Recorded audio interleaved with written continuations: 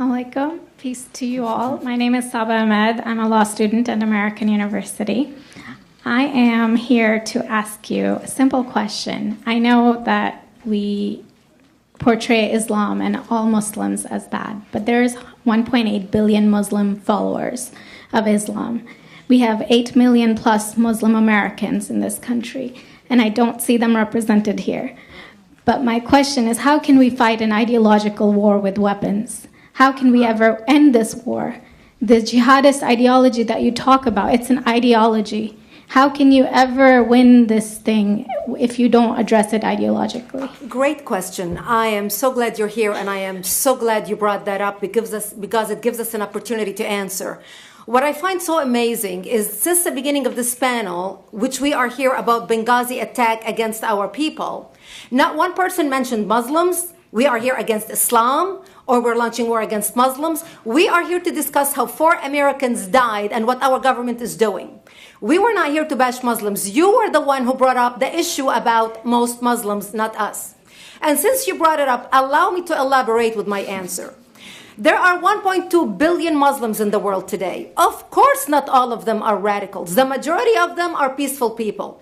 The radicals are estimated to be between 15 to 25%, according to all intelligence services around the world. That leaves 75% of them peaceful people.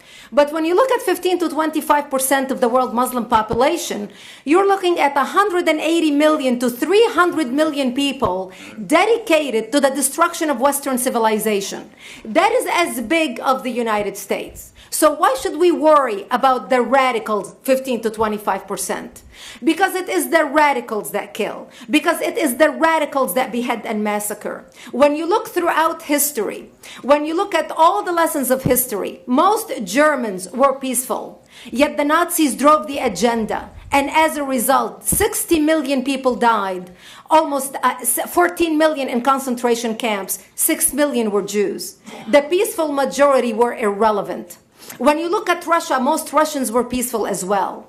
Yet the Russians were able to kill 20 million people. The peaceful majority were irrelevant. When you look at China, for example, most Chinese were peaceful as well. Yet the Chinese were able to kill 70 million people. The peaceful majority were irrelevant. When you look at Japan prior to World War II, most Japanese were peaceful as well. Yet Japan was able to butcher its way across Southeast Asia, killing 12 million people, mostly killed with bayonets and shovels. The peaceful majority were irrelevant. On September 11th in the United States, we had 2.3 million Arab Muslims living in the United States. It took 19 hijackers, 19 radicals to bring America down to its knees, destroy the World Trade Center, attack the Pentagon, and kill almost 3,000 Americans that day. The peaceful majority were irrelevant. So for all our powers of reasons and us talking about moderate and peaceful Muslims, I'm glad you're here. But where are the others speaking out? And since you are the only Muslim representative,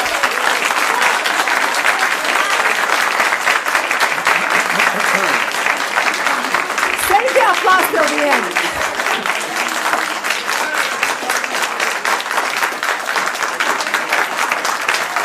Thank you. Thank you. And since you're the only Muslim representative in here, you took the limelight instead of speaking about why our government, and I assume, are you an American? You're an American citizen. So as an American citizen, you sat in this room and instead of standing up and saying a question or asking something about our 4 Americans that died and what our government is doing to correct the problem, you stood there to make a point about peaceful, moderate Muslims. I wish you brought 10 with you to question about how we can hold our government responsible.